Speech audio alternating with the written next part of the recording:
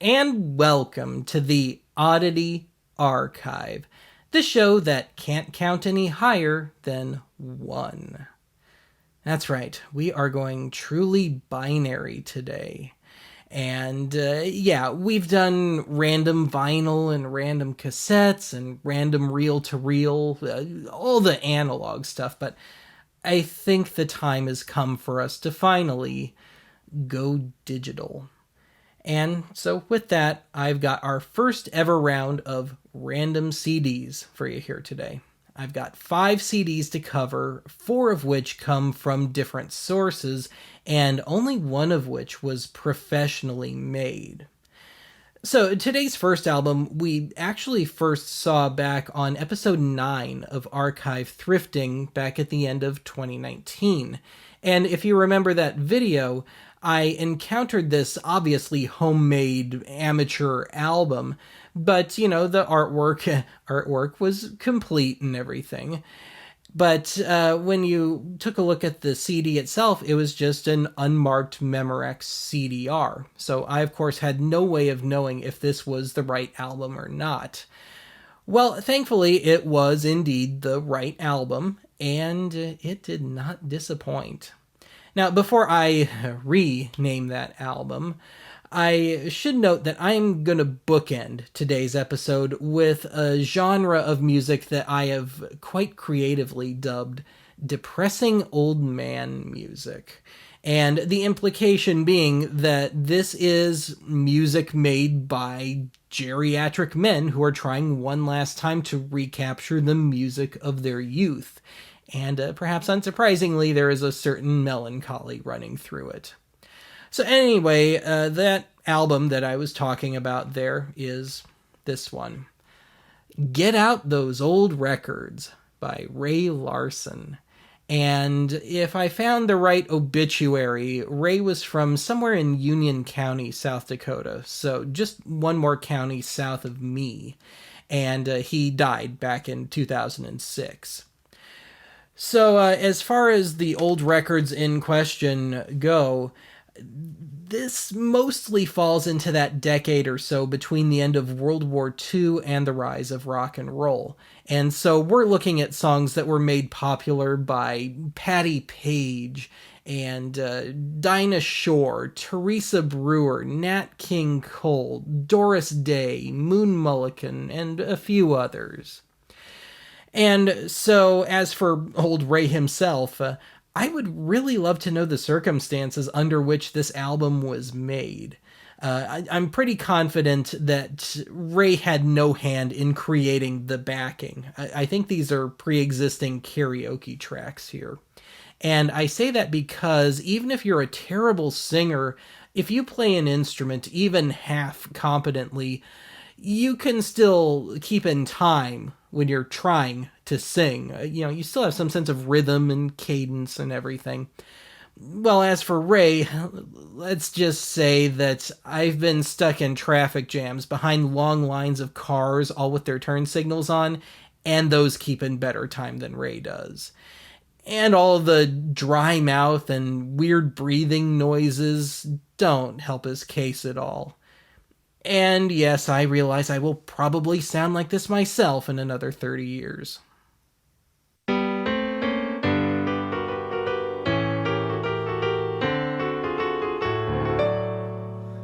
Get out those old records, those old phonograph records, the ones we used to play so long ago. I used to beg you over and over just to set the wedding day. To get you courtable, I'd bring my portable, and I'd melt your heart away with all those old records. Put another nickel in that Nickelodeon. All I want is having you and music, music, music. I'd do anything for you, anything you want me to. All I want is kissing you and music, music, music. Closer, my dear, come closer. When I was just a little boy, I asked my mother, what will I be? Will I be handsome? Will I be rich? Here's what she said to me. Que sera, sera. Whatever will be, will be. Que sera, sera. I'll sail my ship alone with all the dreams I own, drifting out across the ocean blue.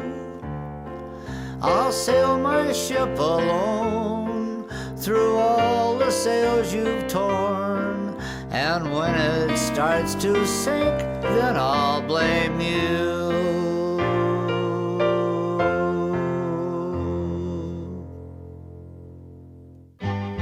How much is that doggy in the window? The one with the waggly tail. How much is that doggy in the window? I do hope that doggy's for sale. I read in the papers there are robbers with flashlights that shine in the dark. L is for the way you look at me. O is for the only one I see. V is very, very extraordinary. E is even more than anyone that you adore. Though I'm not beside you, good night, sweetheart. Still my love will guide you. Dreams enfold you, in each one I'll hold you. Good night, sweetheart. Good night.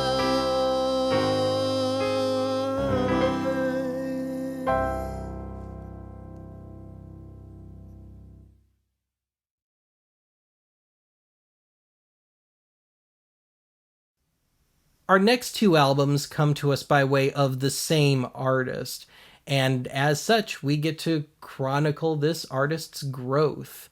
And for a change, I am not being facetious here. The jump in quality between the first and second albums is kind of something to behold.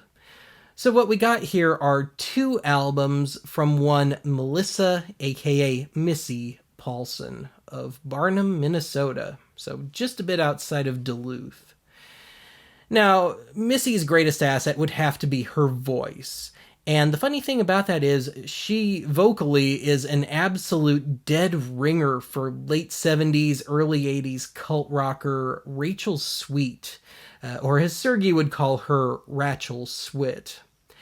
Now, whereas Rachel Sweet had a minor country streak, it didn't really define her.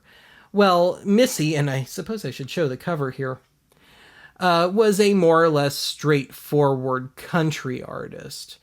And whereas Rachel Sweet on her debut album sounded a little immature at times, even though Missy would have been a good bit older than Rachel had been when she cut her first album, Missy completely overdoes it the entire time.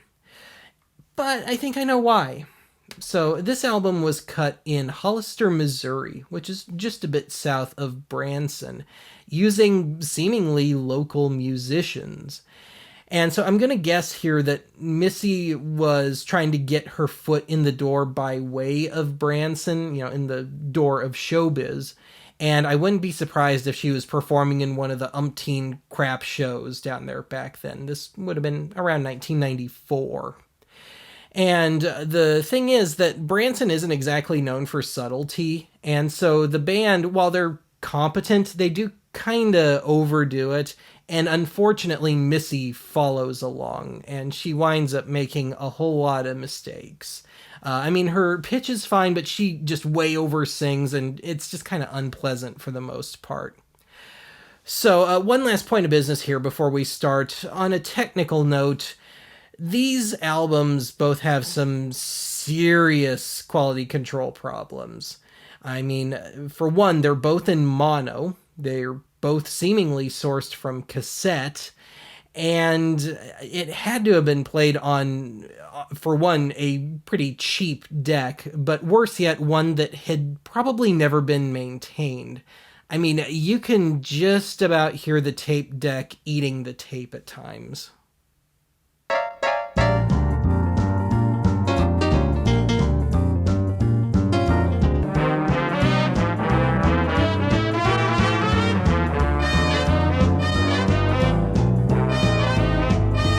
To do the bum bounce boogie, the bum bounce boogie, the bum bounce boogie, the bum bounce boogie. We do the bump bounce boogie and dance like a crazy fool.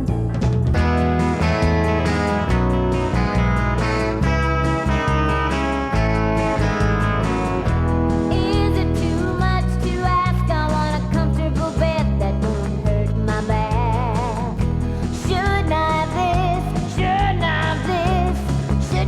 Of all of these and passionate kisses, passionate kisses, passionate kisses from you. Saturday night and the moon is out, I wanna head on over to the twist and shout. Find a two-step partner and a Cajun beat. When it lifts me up, I wanna find my feet. Out in the middle of a big dance floor, when I hear that beat, I wanna bite for more and dance to a band from Louisiana tonight.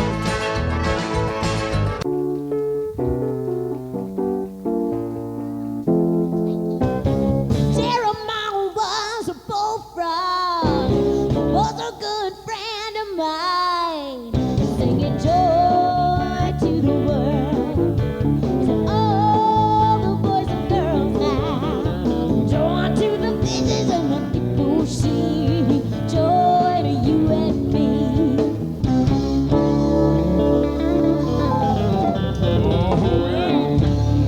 Thank you. All right. How about another round of applause for Missy Paulson right there?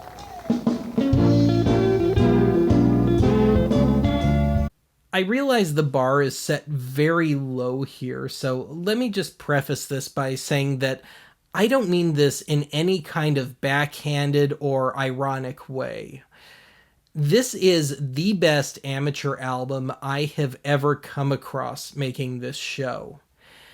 Now, having said that, about half the album, Missy manages to make all the same mistakes that she did on the other album, but the good stuff I thought was wonderful. So this album is called I Never Knew, and you can tell just by looking at the cover that she's matured quite a bit here. And more tellingly, every tune is a Missy original. And the real shocker for me here was the opening cut, which is a little tune called Gypsy Lady. And on that song, dare I say, she sounds like an American Kate Bush. Now, it's more the singer-songwriter-y stuff that really sticks on this album. The parts where it becomes a problem is, perhaps unsurprisingly, when she tries to go back towards country or take some other stylistic detour. She starts over-singing again, the lyrics get a lot more trite, and the tunes just get all around a lot more boring. Now, on a much more personal note, I'm pretty sure Missy was in her mid-20s when she made this. And assuming her lyrics are autobiographical, and I'm pretty sure they are, I think there were some pretty serious parallels between her life and mine, just 10 to 15 years apart. So the good stuff on here really hit me right between the eyes. So having said that, Missy, if by some insane fluke you happen to see this stupid little video of mine, drop me a line. At the very least, I'd love to hear your story.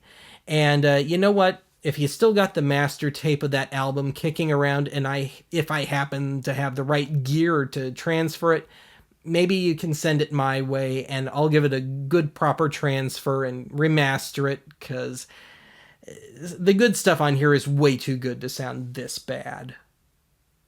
Oh, gypsy lady, where are you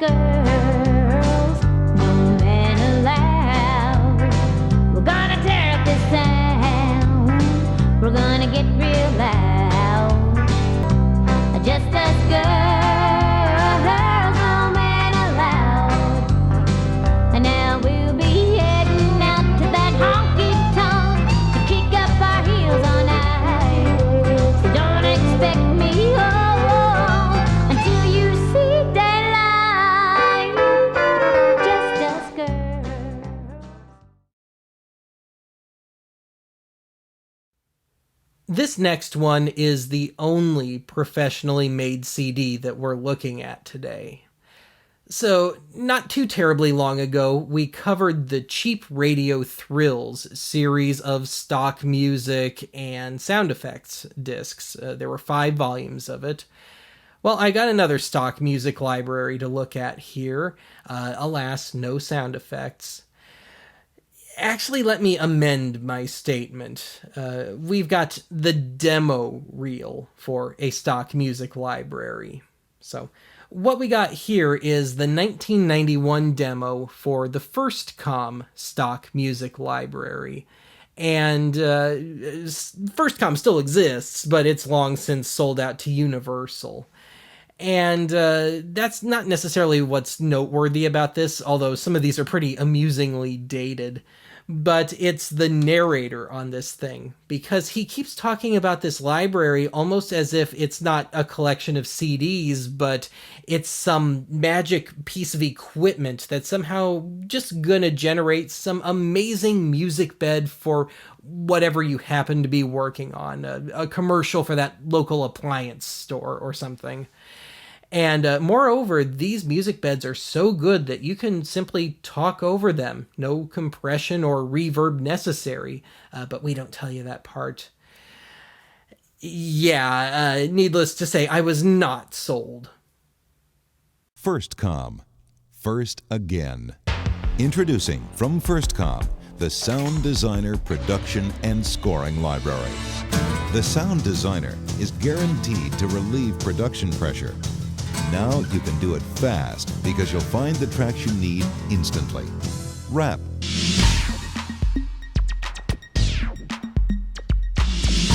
Classical. Comedy.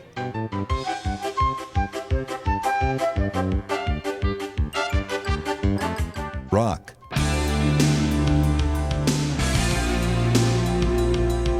Blues.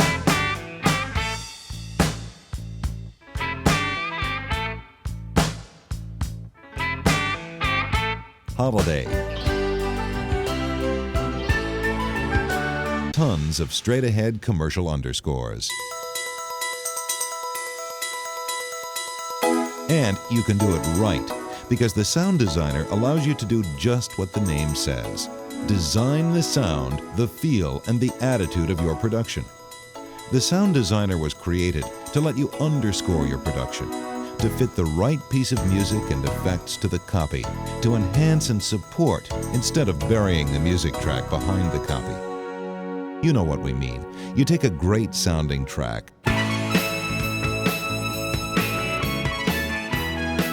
lay down the voiceover, Appliance clearance. Kellum & Son Audio Video Appliance. and when you mix the two, you have to keep cranking down the music until it just about disappears. Appliance clearance. Kellum & Son Audio Video Appliance is having their year-end closeout sale. Save hundreds on brand names like Sharp, Whirlpool. Now, that's all changed.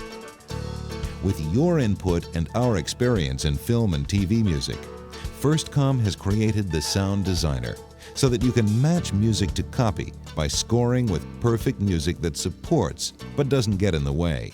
Appliance clearance. Kellum & Son Audio Video Appliance is having their year-end closeout sale. Save hundreds on brand names like Sharp, Whirlpool, Genair, Amana. The Sound Designer will support the energy and tone of your production with tracks already shaped and designed for copy support and enhancement.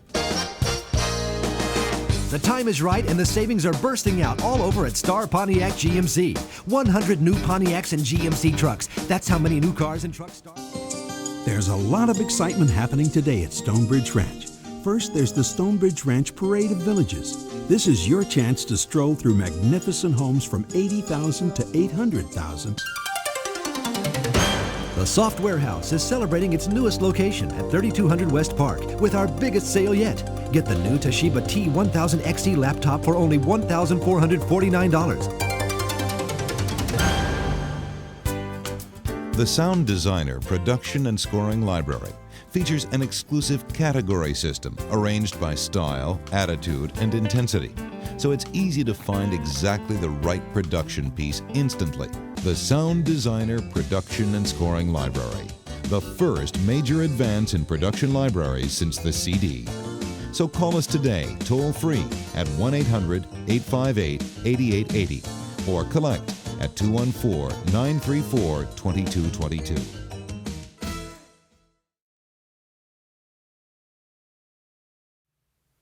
All right, let's close things out with our other depressing old man music album. And like the Ray Larson album at the beginning of the episode, this one was also first seen, and in this case also heard, during an archive thrifting episode. And this one was just in the last 2 to 3 months here. So this album comes to us by way of the man on the box today. His name is Jack Schaefer. And he seemed to be from in or near Victoria, British Columbia, Canada, of course. And let's take a look at that album. This is called Delightful Styles and Sounds by Jack. And there's no date on here, but I think this is from the early to mid-2000s. Now, like Ray Larson before him, I found a pretty plausible-looking obituary. So, assuming I've got the right Jack Schaefer, he died back in 2014.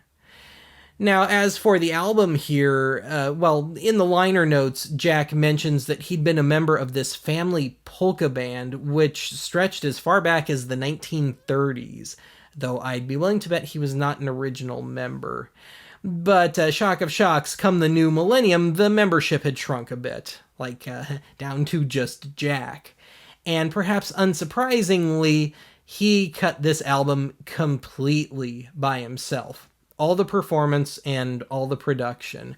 And I think that might be a fairly early Boss hard disk recorder in the shot there. So I would imagine that's what he recorded on.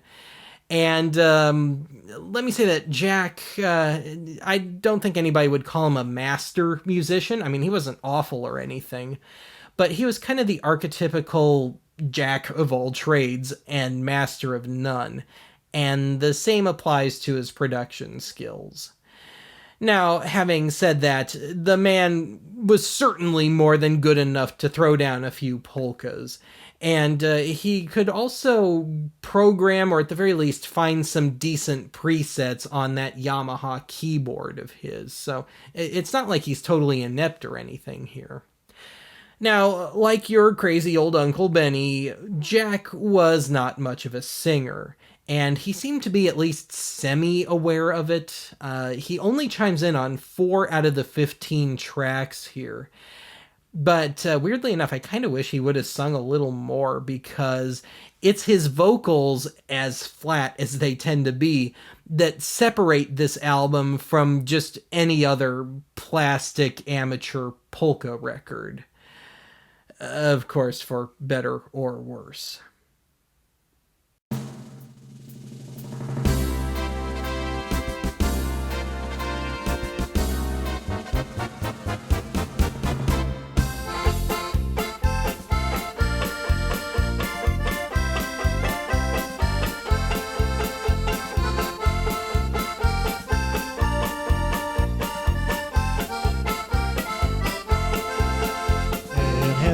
There is no beer.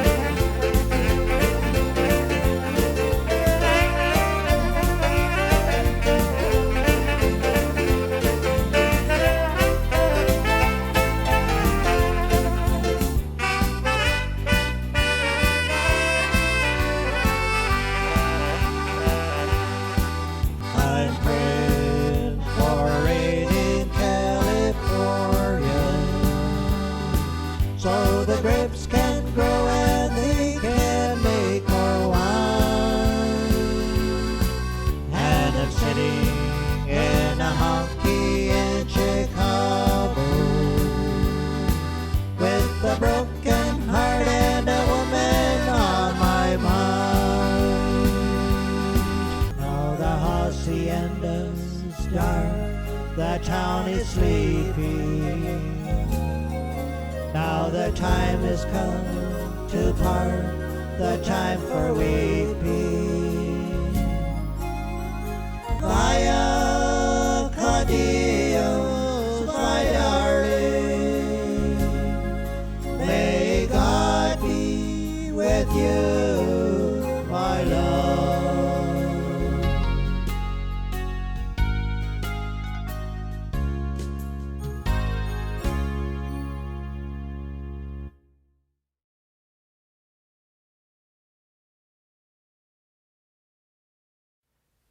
While I've covered plenty of stuff on these random media episodes in which the artists have died or simply vanished, there was something about this episode that just hit a little harder for me. So I think I figured it out. I think it's a mix of the more melancholy tone of a lot of this stuff and the fact that this is still, by archive standards, semi-recent. So let me put it this way. This episode to me has been kind of like watching a home movie of somebody that you knew personally that just recently passed away. There's a real feeling of absence, and that person was just here. I was just talking to that person. And so with that, I would really like to close this one out with a little bit of Pink Floyd's Wish You Were Here, but I know damn well I would never get away with it. So I got one more Missy Paulson tune to throw in here.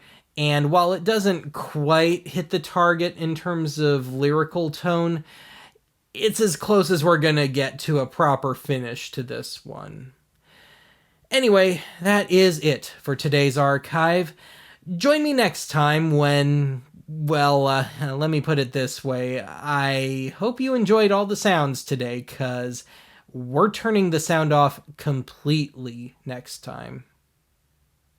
But when I see you, I can't wrap my arms around you, because the pain's too much to bear.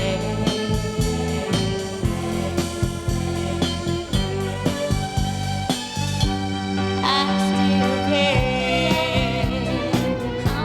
I still care.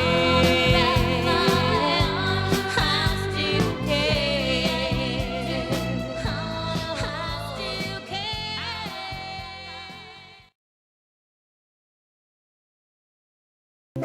I must take a trip to California and leave my poor sweetheart at home.